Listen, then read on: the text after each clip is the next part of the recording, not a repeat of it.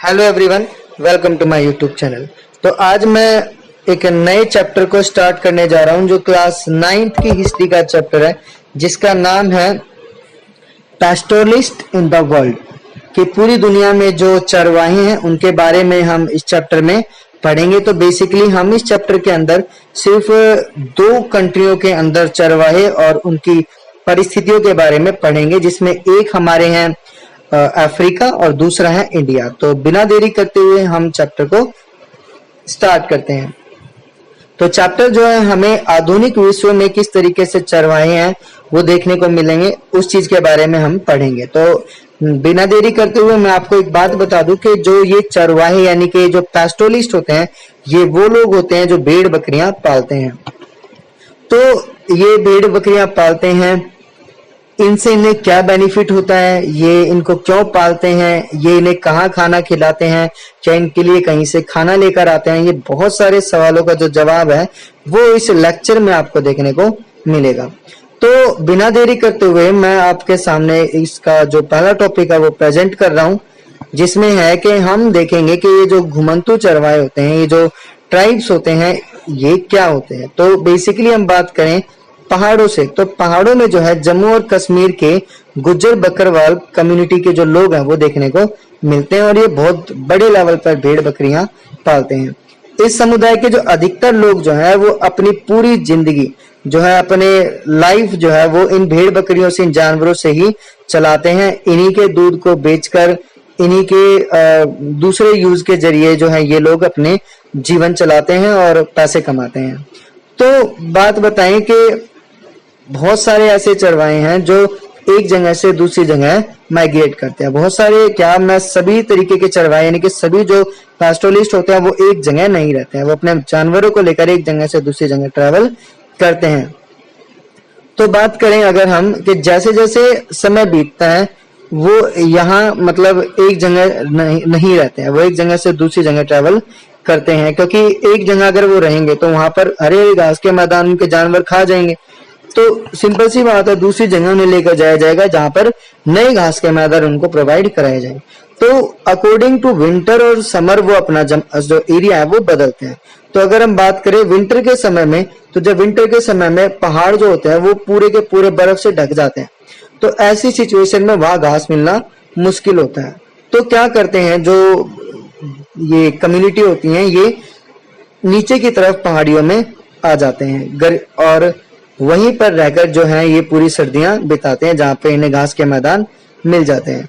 और जब अप्रैल आता है तो अप्रैल आने के बाद जो है ये लोग, गर्मियां शुरू हो जाती हैं और ये लोग जो है नीचे से ऊपर की तरफ पहाड़ियों की तरफ चले जाते हैं, क्योंकि जैसे ही गर्मियां शुरू होती हैं जो मोटी मोटी बर्फ की चद्दरें होती हैं वो सब पिघल जाती हैं, और पिघलने के बाद वहां पर बड़े बड़े घास के मैदान दिखाई देते हैं।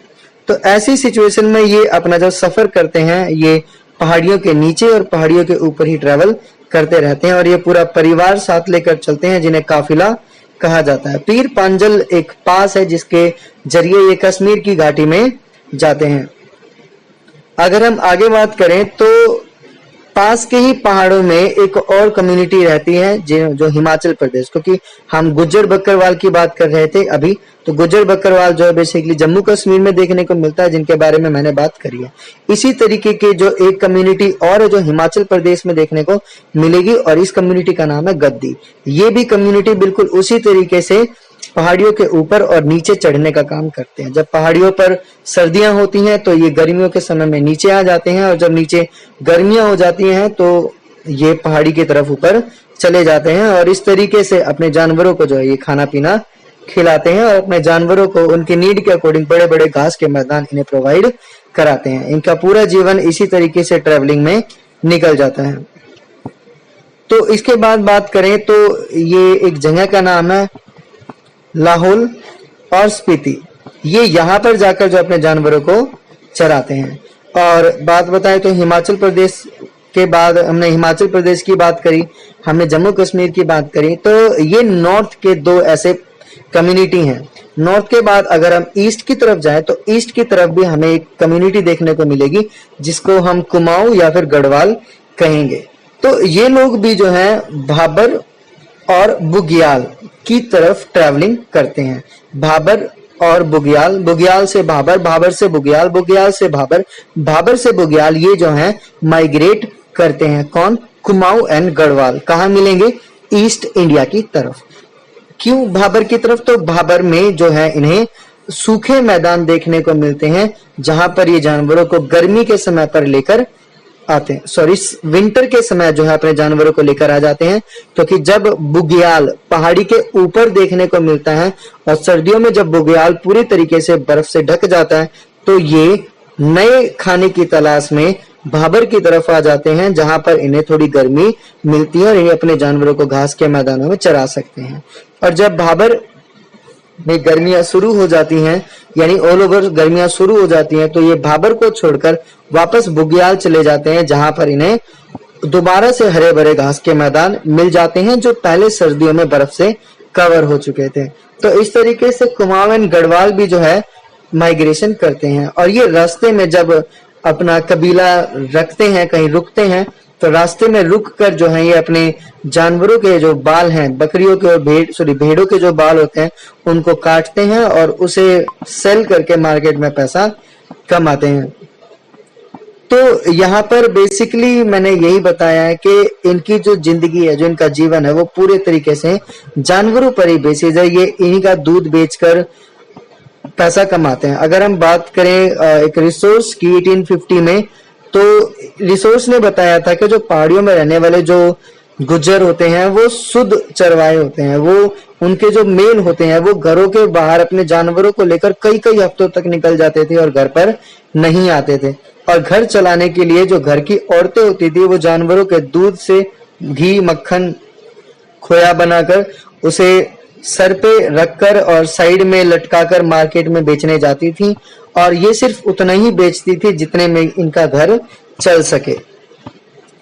तो इस तरीके से ये अपनी जिंदगियां पूरी बिताते हैं। और इसके बाद जो है हमने ये इसमें इस पूरे मतलब टॉपिक में यही देखा, बेसिकली जम्मू कश्मीर के अंदर हमें गुज्जर बकरवाल मिलते हैं, हिमाचल प्रदेश की तरफ जाए तो हमें गद्दी देखने को मिलते हैं, और ईस्ट की तरफ अगर हम जाएं तो हमें वहां पर कुमाऊं और गढ़वाल मिलते हैं। तो इन तीन कम्युनिटी के बारे में, ये तीन कम्युनिटियां बेसिकली हमें भारत के नॉर्थ वाले हिस्से में और ईस्ट वाले हिस्से में देखने को मिलती हैं। तो अब अगले टॉपिक में हम जो डिस्कशन करते हैं वो उन कम्युनिटी के बारे में डिस्कस करते हैं जो हमें वेस्ट की तरफ देखने को मिलेंगी, यानी कि हमारे डेजर्ट एरिया में देखने को मिलेंगी, हमारे मतलब सेंटर इंडिया में देखने को मिलेंगी और प्लेट्यू वाले एरिया में देखने को मिलेंगी। तो बात करें तो चरवाहे सिर्फ पहाड़ों में ही नहीं चरते हैं, ये जो है हमें प्लेट्यू लैंड और डेजर्ट एरिया में भी देखने को मिलते हैं। हम बात करें महाराष्ट्र की, तो महाराष्ट्र में एक धंगर नाम का जाना माना समुदाय रहता है। धंगर जो महाराष्ट्र के अंदर पाया जाता है, ये एक पैस्टोलिस्ट कम्युनिटी है धंगर महाराष्ट्र की। तो 20th सेंचुरी की शुरुआत में धंगर समुदाय की जो आबादी थी वो लगभग 4,67,000 थी। उनमें से ज्यादातर गडरिये चरवाहे थे। गडरिये जिन्हें आज बेसिकली पाल के नाम से जानते हैं, तो ये जो है महाराष्ट्र में धंगर के नाम से जाने जाते थे। हालांकि कुछ लोग कंबल और चादरें भी बनाते हैं। धंगर कम्युनिटी के जो लोग हैं कुछ चादरें और कंबल भी बनाते थे, जबकि कुछ लोग भैंसे भी पालते हैं। तो धंगर गडरियों बरसात के दिनों में महाराष्ट्र के जो सेंटर प्लेट्यू में रहते हैं, यानी कि जो धंगर लोग हैं वो बरसात के टाइम पर कहाँ चले जाते हैं? प्लेट्यू में चले जाते हैं। सेंटर जो महाराष्ट्र के सेंटर में जो प्लेट्यू है वहां पर चले जाते थे। ये एक आपका शुष्क इलाका है। शुष्क का मतलब है कि यहाँ पर आपको थोड़ी सी नमी देखने को मिलेगी, नमी देखने को मिलेगी, लेकिन और यहाँ पे बारिश जो है बहुत ही कम होती है। बारिश कम होती है तो वैसी बात है, ह्यूमिडिटी तो रहेगी, और मिट्टी भी जो है खास फर्टाइल नहीं होती है। तो ये इलाका अर्ध शुष्क इलाका है, थोड़ा सूखा इलाका है, और यहाँ पर बारिश बहुत कम होती है, और मिट्टी भी जो है यहाँ की काफी फर्टाइल नहीं है, और चारों तरफ सिर्फ जो है कटीली झाड़ियां देखने को मिलती हैं। बाजरे जैसी सूखी फसलें उगाई जाती हैं और इसके अलावा यहाँ पर कुछ भी नहीं उगता है। तो मानसून में ये पट्टी डंगरों के जानवरों के लिए एक विशाल चरगाह बन जाती है कि जो मानसून आते हैं, थोड़ी सी बारिश होती है, तो उस समय पर जो यहाँ की पट्टियां होती हैं, यहाँ पे छोटी छोटी जो घास के मैदान होते हैं, वो वहां पे थोड़ी बहुत घास उग जाती है और उनके जानवरों को चराने के लिए ये बहुत ही जरूरी होती है। तो अक्टूबर के आसपास धंगर बाजरे की कटाई करते हैं। धंगर पता है ना, कम्युनिटी है, ये बाजरे की कटाई करते थे और चरवाहों की तलाश में पश्चिम की तरफ चल पड़ते थे। पश्चिम का मतलब ये वेस्ट इंडिया की तरफ चल पड़ते थे, क्योंकि महाराष्ट्र जो है हमारा, वो जहाँ पे है उसके अकॉर्डिंग वो वेस्ट में चल पड़ते थे नए घास के मैदानों की तलाश में।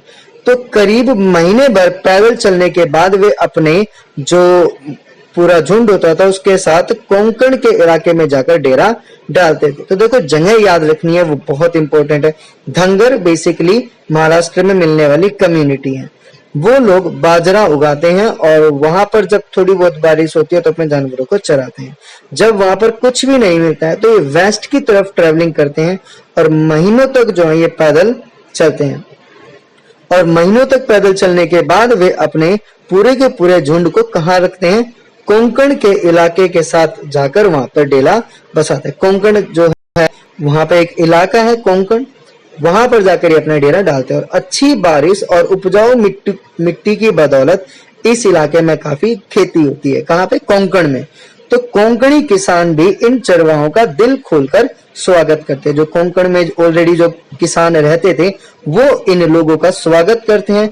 जिस समय धंगर कोंकण पहुंचते थे उसी समय कोंकण के किसानों को खरीफ की फसल काटकर अपने खेतों को रबी की फसल के लिए दोबारा बनाना होता था।